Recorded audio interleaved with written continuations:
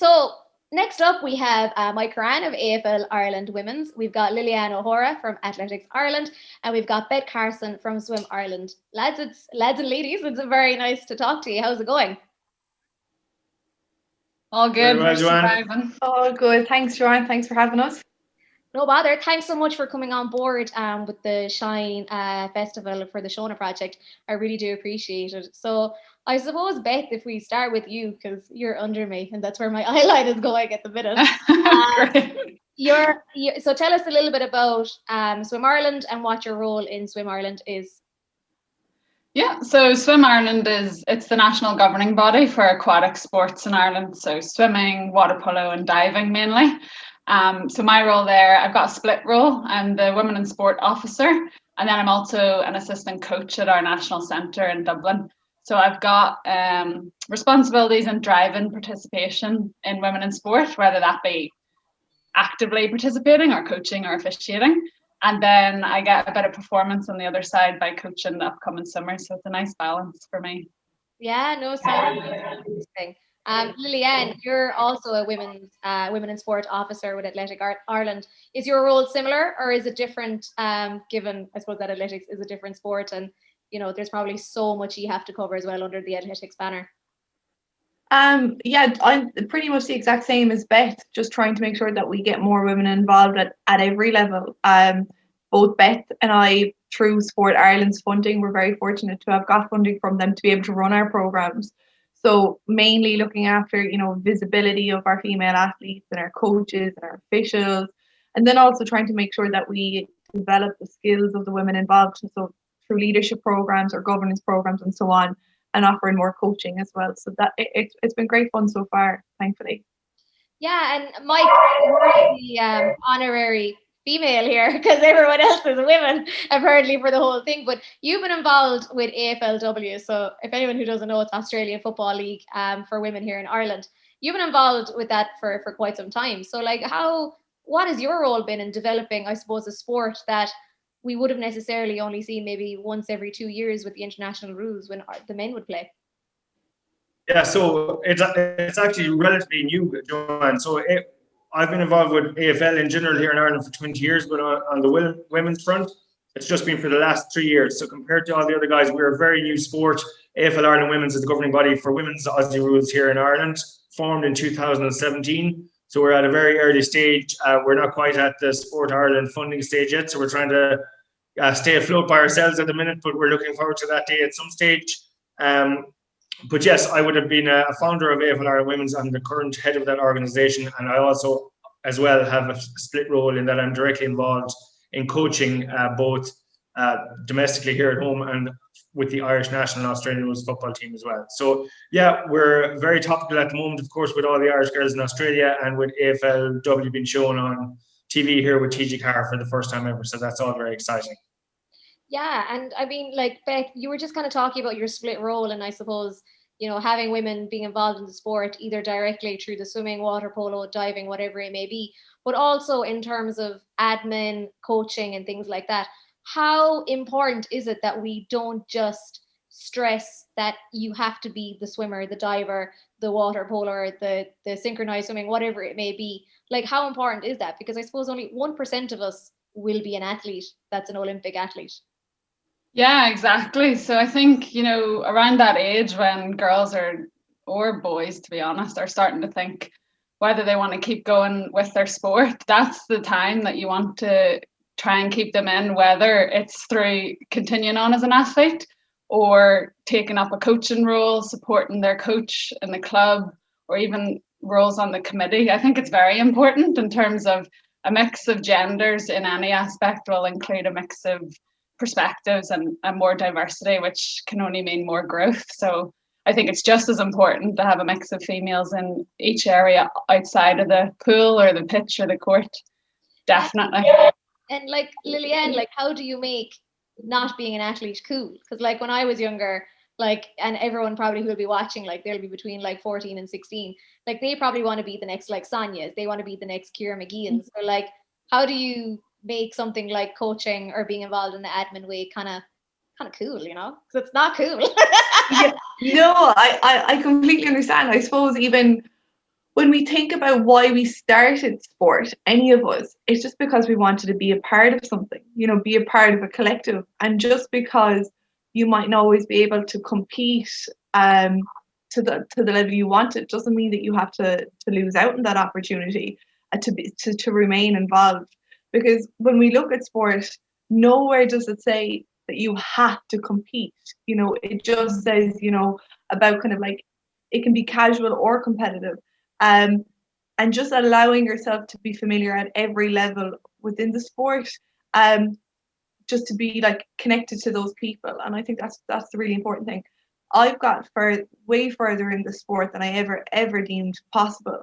And again, it was just because of the people that I was surrounded by. And they weren't just always the athletes, but the amazing coaches that I was so privy to be a part of. And, a fantastic club structure with, fantastic sport developers and everything like that. And when you see the impact that they do, that's what drives you on to be a part of that. And I'd hope that more people would want to be, willing to give back to the sport that might have given them so much, regardless of whatever level of that they were at. Yeah, and I suppose you're in a niche enough position where you're a sport that's not necessarily on the TV all the time. You have obviously your TG Cahir slot at the minute. So as I suppose, and excuse me for sounding a bit condescending when I say a minority sport, I don't mean in a bad way, but for a sport that's pushing for like competitors and athletes, you've basically gone back to basics and you've started saying this can be fun too.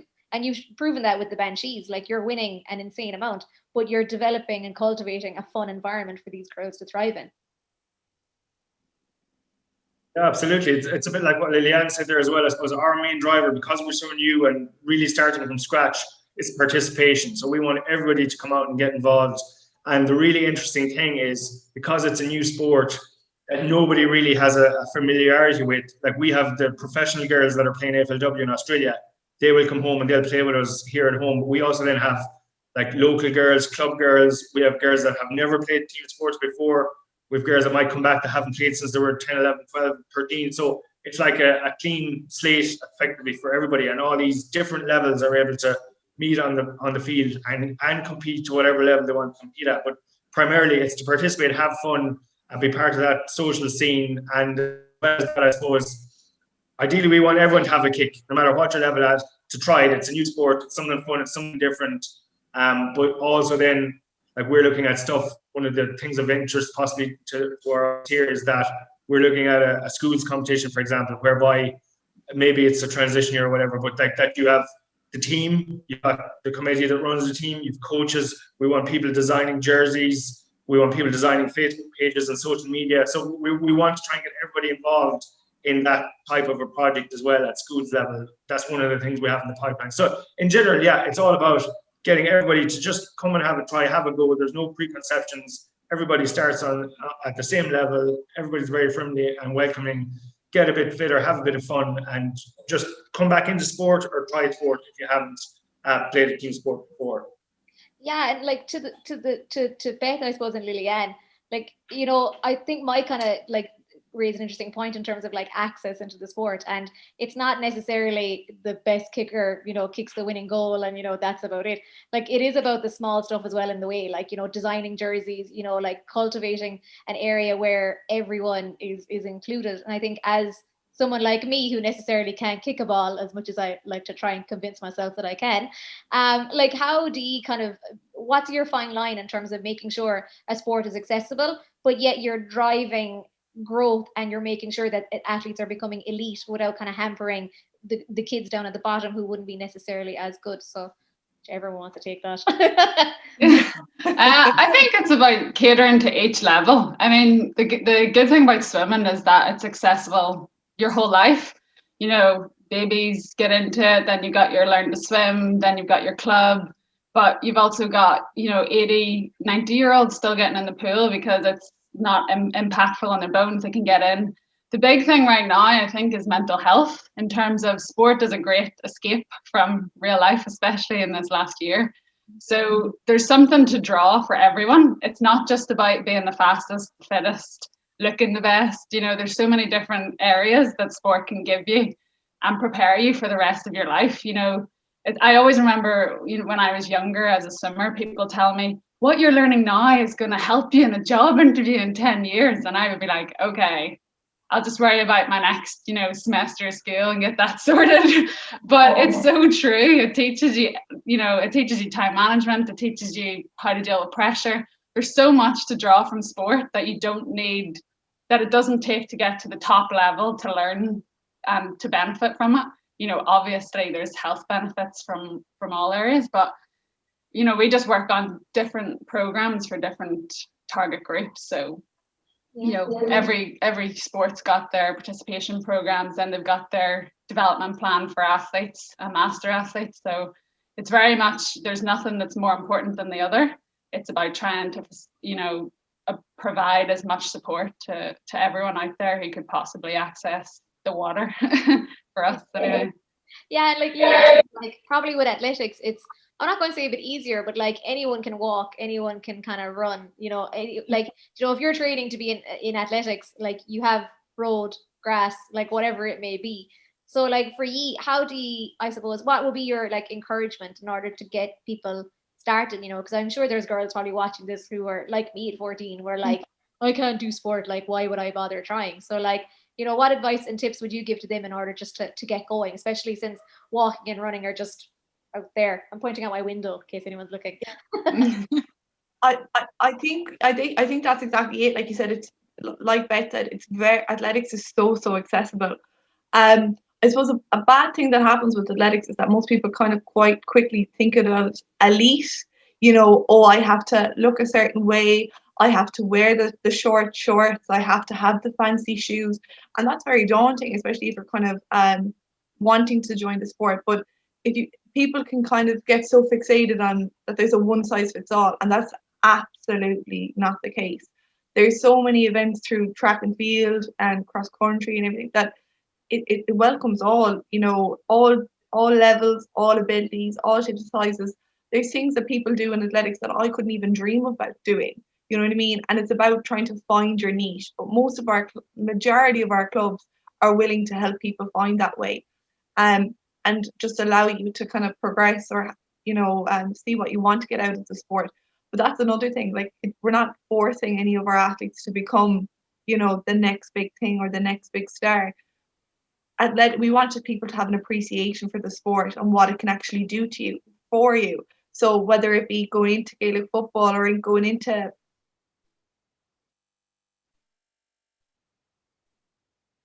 playing at AFL, at that level, it would definitely like help your team sports as well. So again, you can use it accordingly as well. It doesn't just have to be for athletics. Yeah, and like Mike, I suppose if we just go back to you for a second, like you're competing with people who are already kind of in a sport, like they're either in GA, they're either in soccer, rugby, whatever it may be. I suppose you're kind of one of the niche sports where you basically say, look, try everything because all these skills are applicable like to life. Is that how you'd encourage anyone who's listening, like to just sit and try anything?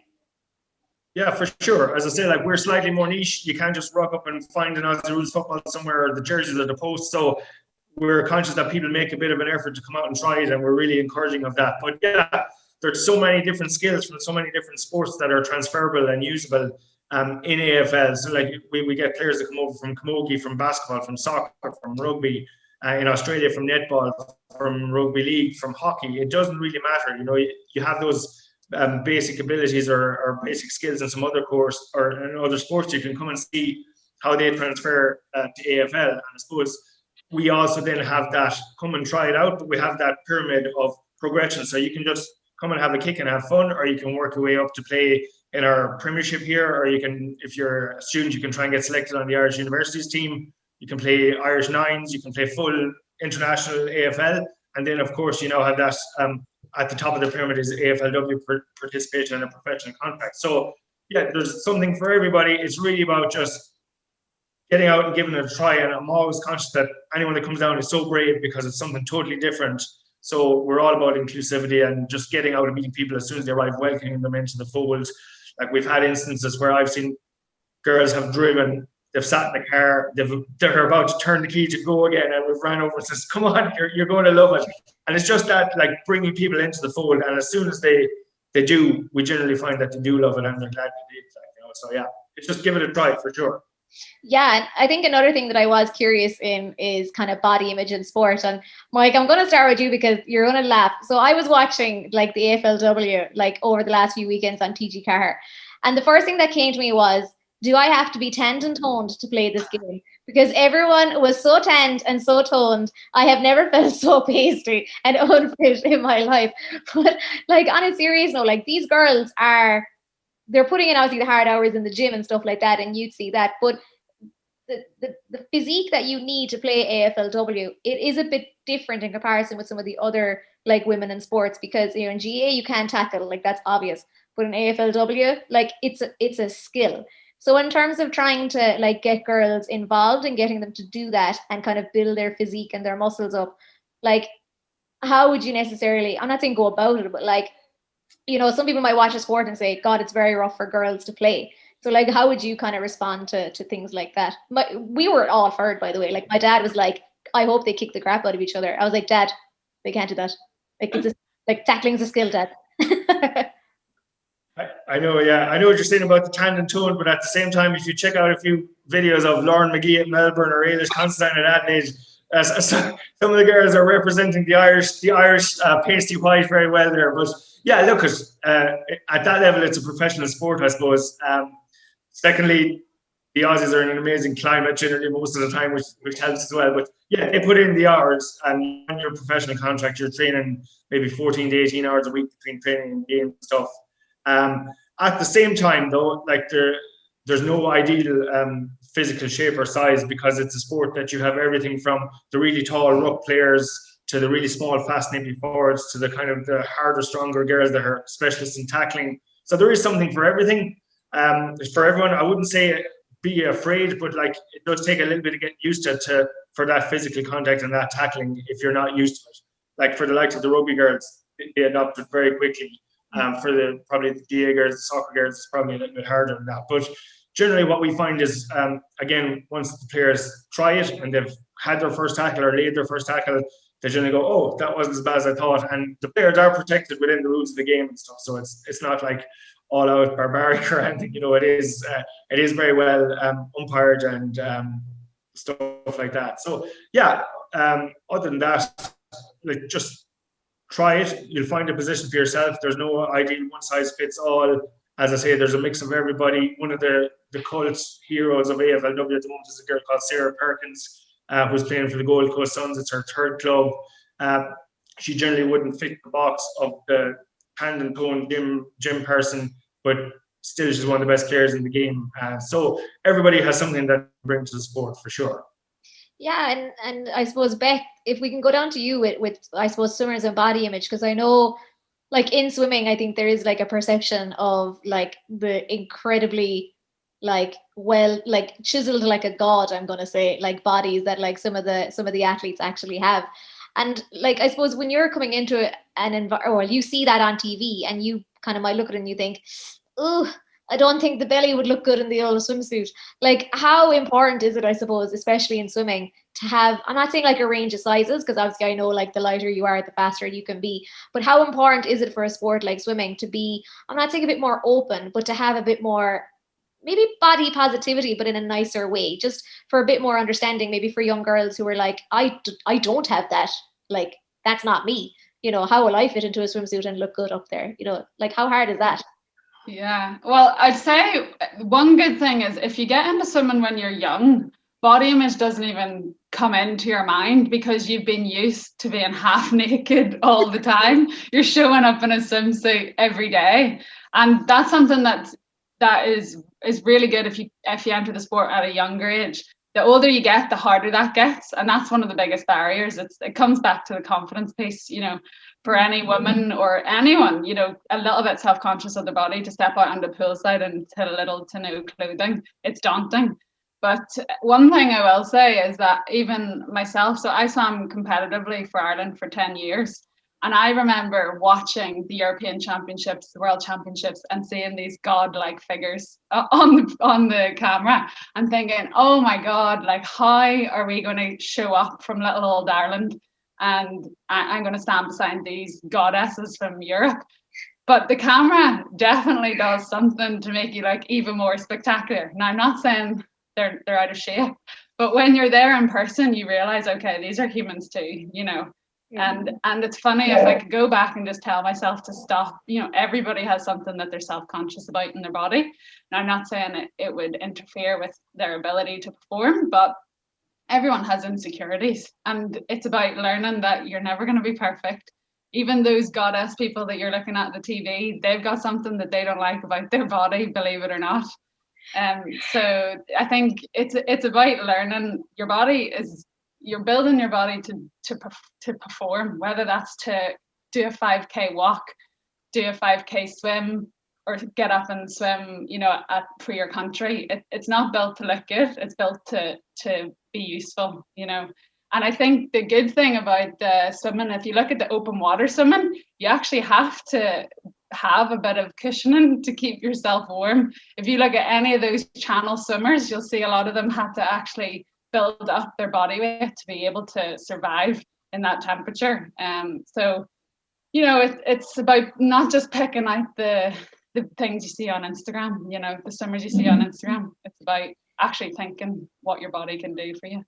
Yeah, and Lilly-Ann, like I was going to ask you, because athletics is kind of in a similar boat. Like, you know, anyone that I see out running 800 meters or whatever it is for Ireland, I'm like, you know, damn, or anything like that. But I've heard of like extremes as well, like happening in athletics. I think particularly not in Ireland, but like over in like America and the UK, where like people, you know, coaches are a bit like, you know, don't eat that, don't do this, don't do, you know, and like people unfortunately like have bad experiences. So like, you know, for any, I suppose, like 14-year-old, you know, kind of thinking about out that, and they hear like all the horror stories, like athletics is kind of similar to swimming. Like every kind of tone is kind of different, you know, like, you know, as you know, one of my good pals always say to me, thick thighs save lives because it catches the food that you drop.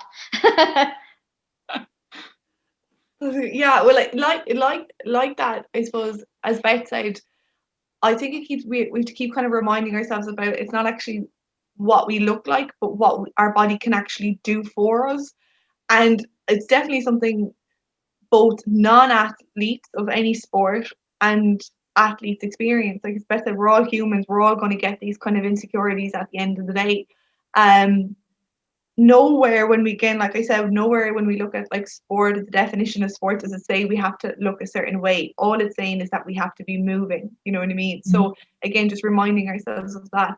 A big thing with athletics is that, like we said, there's all shapes and sizes involved in athletics. And again, people might even have a perception about weight and the number on the scales, for example, but actually a lot of athletes are kind of coming out and saying like, I'm actually a lot more stronger, a lot more fitter, a lot more robust when I'm carrying a little bit more weight.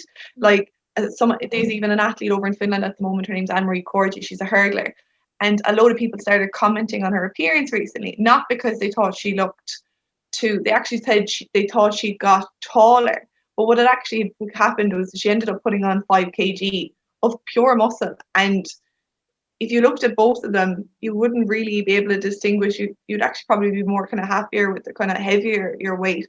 And remembering that, again, building muscle is something that you should be extremely proud of. And it's something amazing that sport can offer you to do that and just allow your body to function in its most optimal way.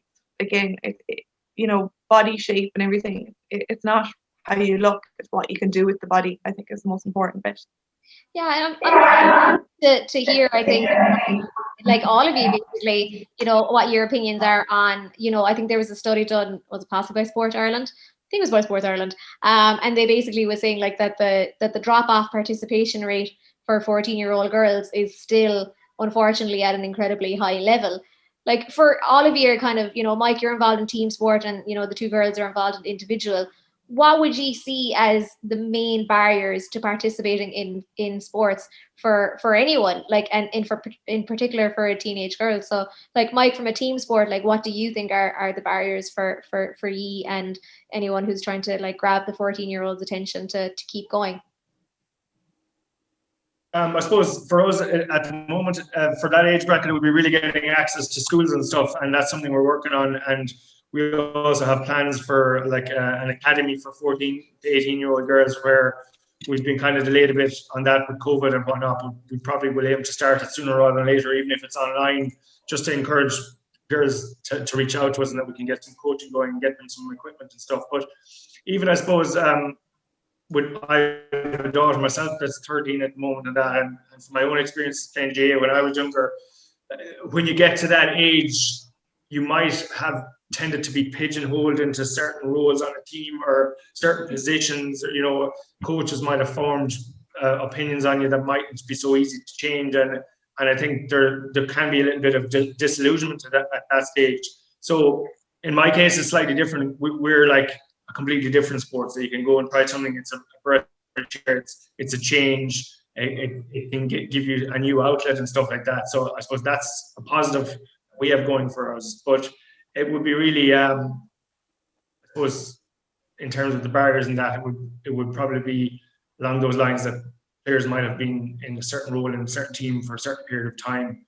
But the advice would be just to keep going, or try something different, or do something different, or change teams if you need to change teams. You don't have to stick with the same team your whole life. Like, literally, it does happen. You know, try different sport at school, try different sports with us, anything at all. Just try and stay involved. And is it easy in like a sport like AFLW where you can necessarily like change your positions, or do you think it's a case of where if you're maybe 14, 15, 16, maybe that's your position, and it's not that you shouldn't try, but you should maybe specialize on that one particularly? Or have you found that girls are able to adapt between the positions?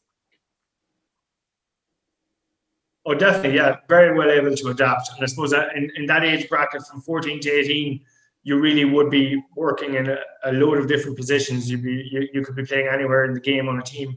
Even in Australia, that's the model. Like, they're definitely probably from 18s up to seniors, or maybe 17, 18 up, when players have developed physically, and you can see who the really tall players are and stuff, and they'd be more specialist suited to certain positions for sure. Then maybe at that stage there might be more specialized roles, positions, and coaching relating to that. But no, in general, anybody can play anywhere at that schools. Yeah, and to Beth, I suppose, and Lilly-Ann, I read somewhere, I think it was a psychologist or like a sports scientist or something like that.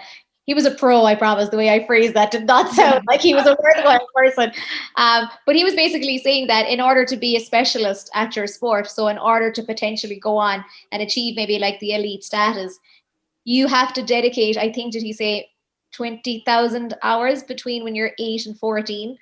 And like, for a lot of people like listening to that, like 20,000 hours, like it might sound like an insane thing. And maybe like for swimming, like Beth, like, is it hard to dedicate that length of time to swimming without eventually, hopefully not, but without falling out of love with it, because you're so, like, that's consuming, I assume. Yeah. I haven't done the math, so I don't know how many years that is either. Yeah, I think it was 10,000 hours, but in any case, it's a lot of time. But the thing is, and this is why I think there is a drop off at that age, is that people get ahead of themselves and they think, I have to get to this goal, or I have to keep going at the level that I'm going, and I have a trajectory. I have to make nationals, or I have to make my regional championships, or I have to get to that Irish team. It's not always about that. If you're finding, you know, if I was talking to a 13, 14-year-old girl who's swimming, and swimming is a hard sport in terms of hours, so it probably wouldn't take that long to get up to 10,000 hours. But I would say, look what the sport can do for you. Aside from physicalities or health benefits, try and figure out why it's good for you to do the sport. Now, most clubs will have like an aquafit group, so it's literally just twice a week, maybe even once a week, where you just keep up that you know, connection with the sport, and you're getting a little bit of fitness. But look at, you can make friends out of the sport. You can learn different skills out of the sport. You gain confidence from the sport. There's so many other things outside of competing at the highest level, or having to become that expert, or having to even reach your full potential. I've seen so many swimmers who have done exactly that, Joanne, just keep going and going and going until they explode. And then they just fall out of love for swimming. They don't step back into a pool for years upon years. So it's so important to preempt that and try. So, you know, I think it's a job for the coaches to try and, you know, keep an eye on their swimmers, and you can spot those swimmers that are starting to get, you know, feel like the world is on their shoulders. And it's just about pausing, looking at, you know, it's not that you have to quit. You can maybe take a step back. You know, it's just about trying to tailor it to suit you, to so that you get the most out of the sport, whatever that may be. Yeah, and like, so Beth, I was also kind of curious as well, because like as you were kind of saying, like, you know, it's the other things that you kind of get for swimming. Like, is it maybe hard, especially in swimming, because like swimmers tend to retire like young? Like I know like Neve, who's working with me in her sport, like she stopped swimming when she was 18, 19. Now, like in a normal sport like athletics or AFLW or GA, like that's incredibly young. So how do you, I suppose, get the peak at such an early age, but also make sure they're getting an enjoyment and making sure that they're basically like a normal 14-year-old as well, can hang out with friends and stuff like that? Yeah, and that's the hardest thing, because a normal 14-year-old doesn't get up at 4:30 in the morning and go training and then go to school all day and then go training again. But it is about, you know, the people, and from my experience when I was in the club, the reason I kept going was because I would see my friends at training, and yes, I'd see my friends at school, but I think there's something very special between athletic friends in terms of you're going through it together, you're helping each other, you know, go through these hard barriers, these hard moments. So there's definitely not a quick solution or a quick fix on, you know, stopping that fallout, but it's very much about trying to get out what you can from the sport, you know, and not thinking too far ahead. That's one of the biggest things I think in any aspect teenagers tend to do, is just think too far ahead, and it's just about putting one foot in front of the other, or one hand in front of the other in the pool. Yeah, and like Lilly-Ann, like if you know, in athletics kind of point of view, I suppose you kind of have to peak and sustain, like keep that peak going like for quite some time, which maybe kind of girls would find it hard to do. Like from an athletics point of view, what would you find is like the one of the main two barriers that would like enable that dropout rate? Like why do you see 14, 15, 16-year-old girls drop out from athletics?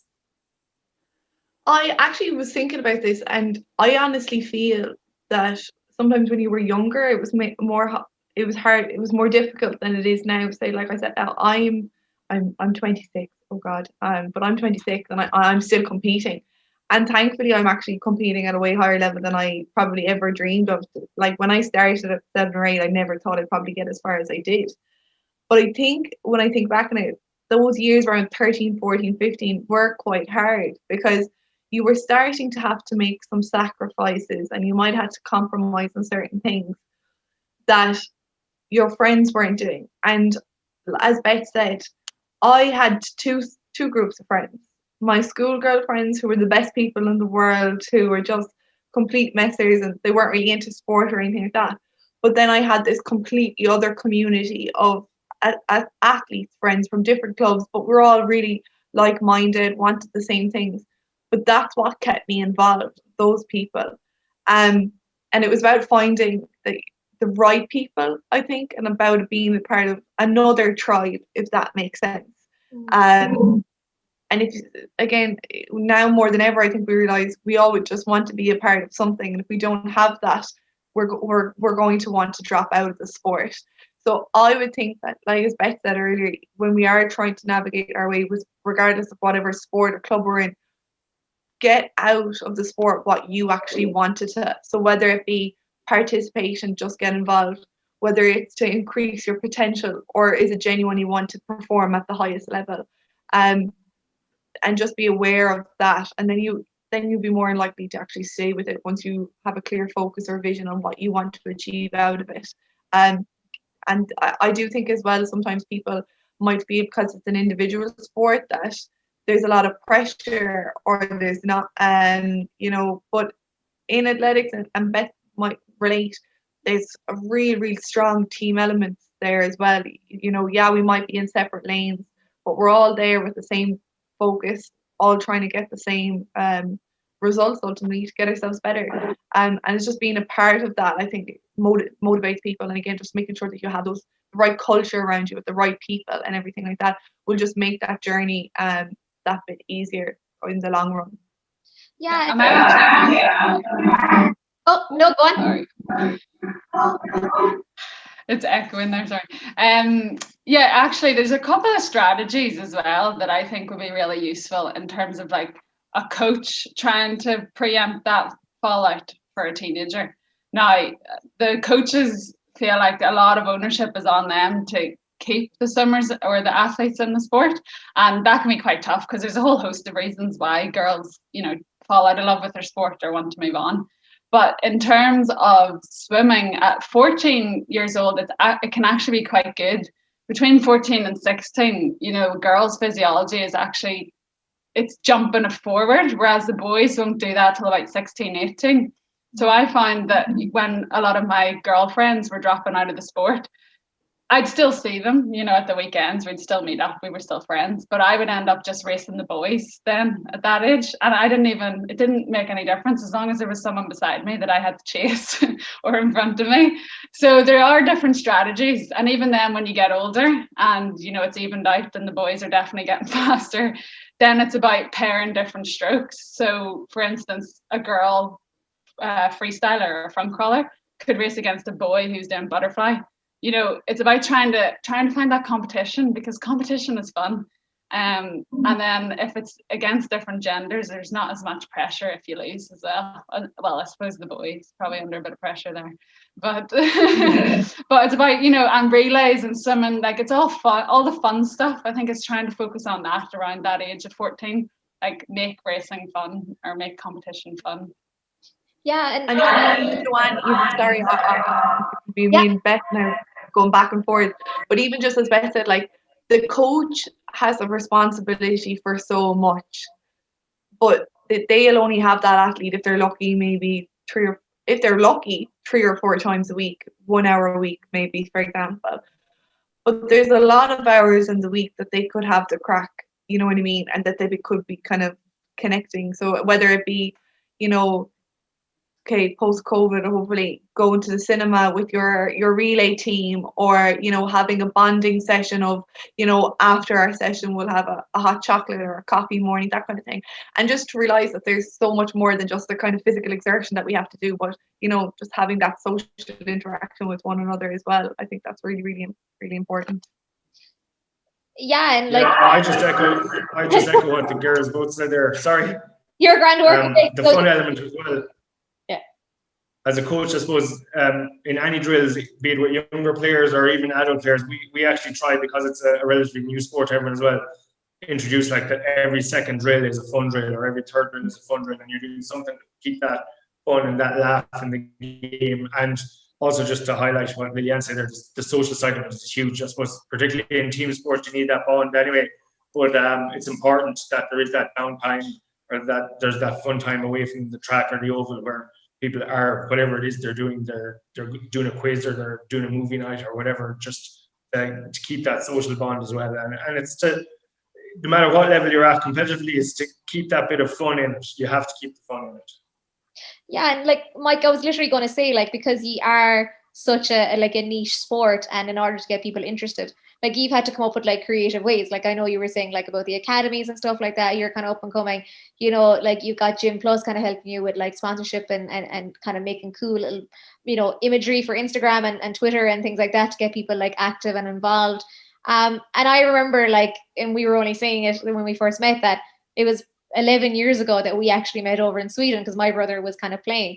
So like, even like things like that, like as you were saying, like post-COVID, hopefully you also get kind of fun, cool trips and experiences that you would have never had. Like, I suppose, is that kind of something as well in AFLW you just have to emphasize? Like, you know, there are not just national but European, international and things like that, the same as swimming and the same as athletics. Yeah, God, you've almost forgotten about it at this stage. Like, it's so weird, but yeah, of course. And that's across the board at every level as well. So like, there's social competitions all over Europe. So if you just want to come and play and be a social player, with a club. You know, there's throughout the season, there's end of season competitions, pre-season competitions, during season competitions, where the emphasis is more on just having a social trip. So even myself personally, like when I was playing, I would have travelled to Australia 2 or 3 times, which I wouldn't have probably got the opportunity to do otherwise. Where I met you in Sweden at the European Championships, like we've been to Italy, France, Portugal, Amsterdam regularly. You know, yeah, there's huge opportunities, and that's a huge part of it as well, and part of the enjoyment of the sport. Those weekends away or those weeks away in camp, where you make friends for life, effectively. You know, so yeah, hopefully very soon we'll be able to get back to having any trip away at this stage. I said the first trip will be fully booked up, no problem. I was literally going to say, like, God, remember traveling that wasn't within your 5K zone. Like, it just seems like a whole lifetime and a world away. But like, Beth, I suppose coming down to you, and I suppose just to kind of wrap up. So like, if there are girls obviously watching this and they decide, cool, I want to be a swimmer. Like, I want to be, you know, like Ellen Keane or like Grania Murphy or any of those kind of girls. What advice would you give to them in order to participate? You can all be selfish here for a minute and like drive your own sport home here at the minute. Like, well, how would you, I suppose, encourage someone? Yeah, like hop into a pool, go for it, like see what happens. I would say go to our Swim for a Mile program. So that's a participation program that Swim Ireland have been running since 2014. And it's super, super easy, 12-week training program, as in super easy to follow. Starts really basic and then it builds up each week. Now, obviously, usually it ends in a big fun event. Now, COVID has postponed that. So we're actually running it again in September with the hope that we will be able to do real life, training and events by September, November time. But even if the events don't happen, there's still that free program to download. And there's, handy demonstration videos and everything. So you can see exactly what we're talking about in those sessions. But it starts with as little as one length, and then from there you just build and build and build. And I'm not saying you have to build to the fastest swimmer, but it's a really nice way of just switching off, putting your head under the water and just going for a goal, whatever that goal may be. And the other thing that we're doing is a daily dippers program, which is for open water. So we've seen so many people take up open water since COVID hit. I think it's just to escape from the inside 4 walls. Even myself, I wouldn't normally dip a toe into the outdoors waters, but we had no other choice this year. So there's a lot of people just going in, and it's not even swimming, it's literally going in, dipping under the cold water and getting that buzz and then running out.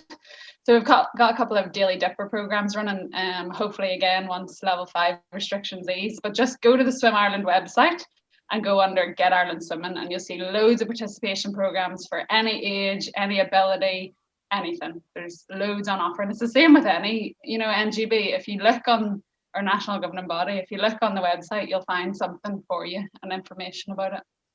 Beth, like the other question that I have for you is a really important one, and if you get this wrong, like I think there may be a backlash. Dry robe or no dry robe? Oh, I wouldn't dare comment on the dry robe controversy. I will say that I was gifted a actual dry robe. So there's 2 types of dry robes, Joanne. There's a towel, where you just put it on, it's got a hood. But then you have the extravagant version, which is also a parka with a towel inside. So I will leave it up to you. I would say, why would you want to be cold for any longer than you need to be? But whatever you're into, if you want to be a hardy buck and just let that cold linger, then that's your prerogative. I literally, I could not imagine myself in a dry robe. Like, that sounds like my idea of hell. I love being cold. So that's why I'm like, this is like people trying to warm up after being cold. Like, why bother? Like, that's the point of being cold. Yeah. Like, you're not sweating, you're not oily, you're not greasy, you don't stink. It's perfect. It's perfect opportunity. Lilly-Ann, I suppose over to you and Athletics Ireland. So if people obviously as you probably see yourself, people have the luxury that they walk from their room to the fridge every time, so therefore their steps are getting up. But how would you encourage like the 14, 15-year-old, 16-year-old girls who are thinking about maybe getting involved in a sport and maybe athletics is their calling, what would you kind of encourage them, and what would your advice be? So I'd have actually two suggestions again, just like Beth.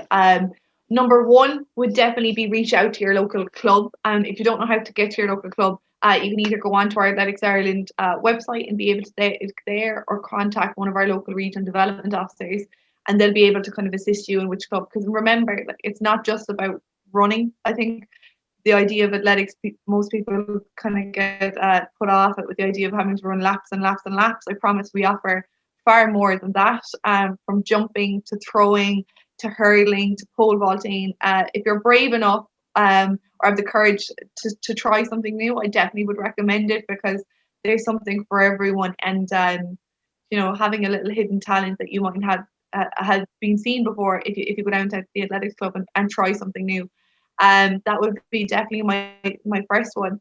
But if the idea of a club at the moment seems a little bit, well, I know everything has kind of been suspended at the moment as such. But if there is something that you want to do, even within your school, an environment that you're safe in, at Athletics Ireland, we actually run a program called the Girls Squad. And again, it's just kind of about equipping the young girls with the skills for their social, mental, and physical health. And it's just to give them basically an appreciation of all things athletics. So whether they learn from what the activities and the challenges that are posed through the program, that they could actually use this in their other sports. You know what I mean? Because I don't know, you probably come across a lot of people who go, oh, I wish I did athletics when I was younger. And again, we're not saying that we're trying to poach your from any of your sports or anything like that, but just to give them the overall skills that can help them whatever sport that they do get into. So the Girls Squad is a transition year schoolgirl program that we're running with. And one of your contributors, Orna Murray, was involved in kind of setting up some of the programs as well.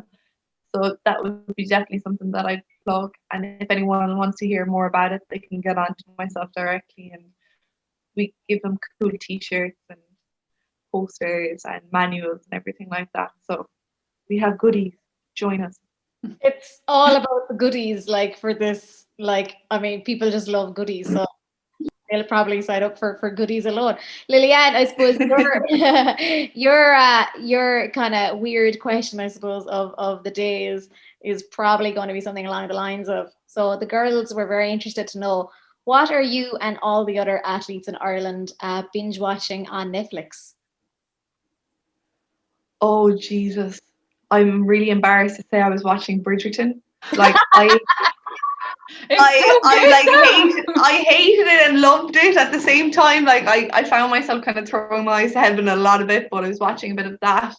But I'm actually watching not really a series at the moment, but I am watching a lot of documentaries. Kathy Freeman's documentary, you can get it on YouTube, you can get it on Sky. And there's also another documentary called The Fall, and that's about basically a South African athlete versus female athletes again. South African versus a girl from the States, which is really, really interesting about their rivalry. And even just last night, I actually watched Ciara Mageean and Mary McAleese on All Walks of Life, and that was really, really good. Again, when I watched Ciara Mageean, she's much better than watching Bridgerton, I'll tell you that much. She's just an incredible advocate, not just for like our sport, but just for like a strong woman, and she's so knowledgeable in every aspect of life. And I've just felt that we should be really, really proud that she represents our sport, but more importantly represents our nation, all of us. She's just an incredible role model. So there are three things that I've been watching, much better than Bridgerton. Or Bridgerton, like I actually thought it wasn't too bad. I know. I'm kind of embarrassed that I said it now, but like it was good, but it was awful. It was good and awful at the same time. Oh, that's yeah, crop that one out. I'd say it's not PG enough, I'd say. That's a part of me was kind of thinking that. I was like, oh Jesus, there'll be parents ringing like the show that I'd be like, oh, I don't know what that's about. I don't know at all. No idea. What?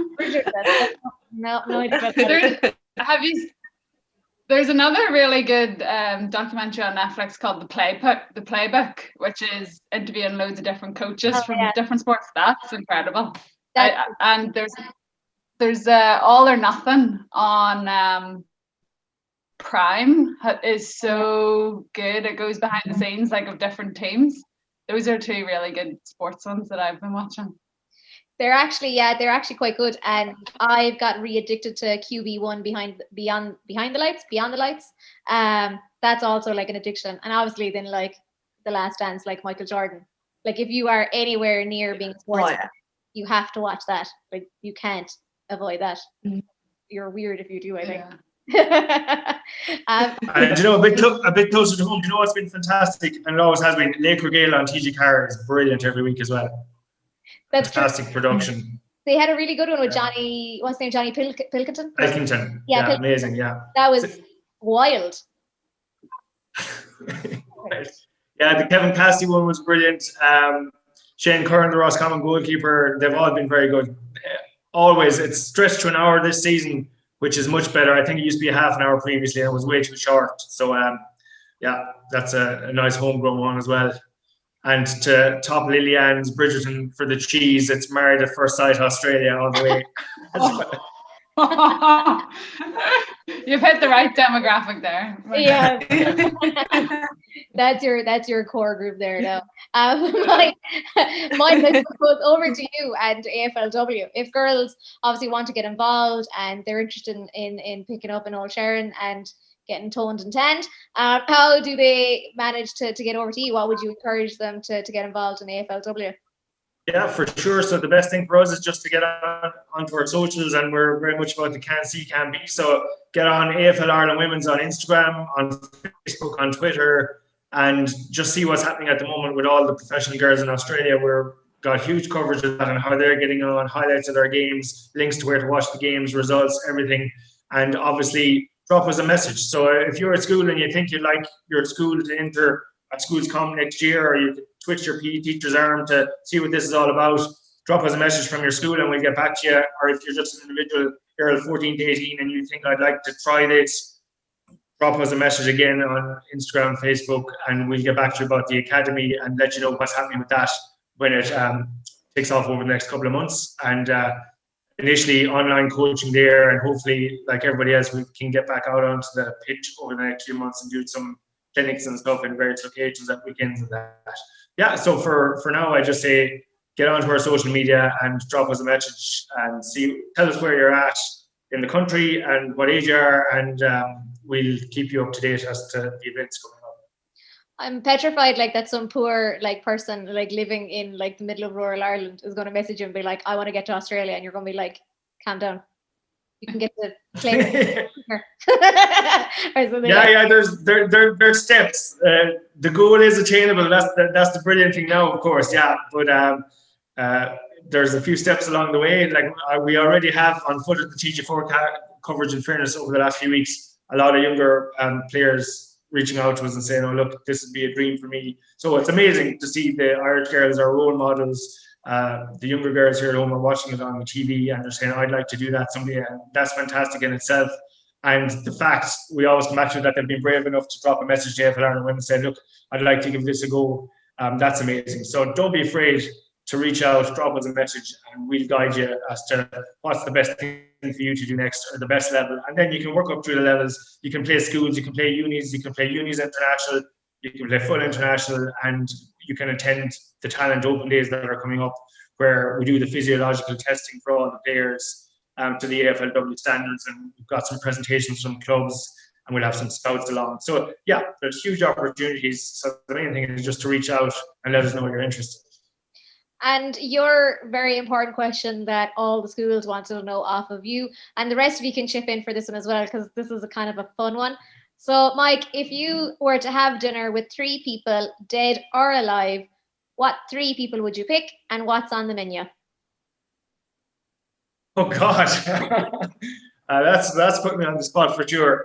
3 people, dead or alive. Oh my God. Or your menu, one of the 2, whatever you want to do first. Or menu.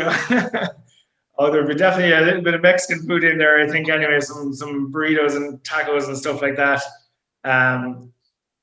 Who would I go for? Oh God, I haven't really ever thought this question through before. I jumped to somebody else there for a second. Beth? I know what I'd eat. Dancing. Yeah. So I definitely have prawns for start. Prawn pill. It's amazing. It's like garlicky oil and chili prawns. Can't go wrong. Delicious. Then I just go for a simple steak, medium rare, pepper sauce. And then I'll go for dessert as well, because why not? What will I get for dessert? I'll probably just go classic chocolate brownie, with ice cream on the side. For guests, that is a really hard one. I think David Attenborough, because he's incredible, and why would you not want to talk to him? Mel Marshall, who is Adam Peaty's coach. She's a female swimming coach, and Adam Peaty's the world record holder for breaststroke events, so that would be pretty cool. I think that would be a great conversation. Third, there's so many. I think I'll just leave it at two. Just get the most out of David and Mel. You'd at least have some like weird narration going on as you're producing food to like David Attenborough. Like he'd tell you something about the cow that was slaughtered from or something. Imagine. Lilly-Ann? Oh, for food, I would definitely go for either sushi or Italian. Anything pasta, pizza, anything creamy, anything flavoursome, sign me up. And then dessert would have to be probably not any sort, but any ridiculously over the top chocolate cheesecake of some sort. That would be my go-to. If I can pick two straight off the top of my head at the moment. For all this talk about Australia has me thinking of two Australians that I'd love to meet. One is Sharon Hannon, so she is one of the top hurdles coaches in the world. She looked after Sally Pearson and everything, and now upcoming athlete Liz Clay. Obsessed with Liz Clay. She's an athlete I've been following for years as well. She's made a great breakthrough. And talk about tandem tone, she's it. Pretty much like Beth. And then my third person, probably, I was going to say I get myself in trouble. I was going to say one of my granddads, but if I can't invite one, I'd have to invite them both. I'd have some questions for the two of them then. So yeah, I'll have to squeeze an extra table at the dinner table if you wouldn't mind, Joanne. Friend, there's no social distancing where we are. No, exactly. I've probably thought of a couple. They're probably AFL related though. But anyway, I'd probably go with Jim Steins, the Dublin legend and Melbourne Demons legend, and there's been a fantastic documentary about his story and his illness at the end. Every heartbeat's true, and I've watched it multiple times. And I'd love to sit down and have a chat with him over what he's achieved. And if you were to go with someone current, who better than Cora Staunton? We talk about girls worrying about what age they can get involved in sport and stuff. She took up a youth sport at 35, literally. At some stage this season, she's going to be 40 years old, playing professionally for GWS in Sydney. Absolute hero. Again, her book is on the shelf here. The kids have read it. So yeah, there'd be two anyway. And after that, somebody funny. Would be funny. Someone like Billy Connolly or something like that. Crack a few jokes. Yeah, you'd need someone to like break the ice there from like the sport like relations. It could be a conversation where you're just sitting with your tackles and they're like, sorry, I can't do that. I'm on the diet that makes sure I play a high level of sport here. And you're just like, cool. I'll have more tackles. So no, lads, thanks very much for your time. Thanks very much for your hour. I really do appreciate it. So yeah, so thanks Beth, thanks Lilly-Ann, and thanks Mike. And if anyone is interested, feel free to check up on their socials. We'll have all the tags there on the Shona project for the Shank Festival. So yeah, thanks a lot.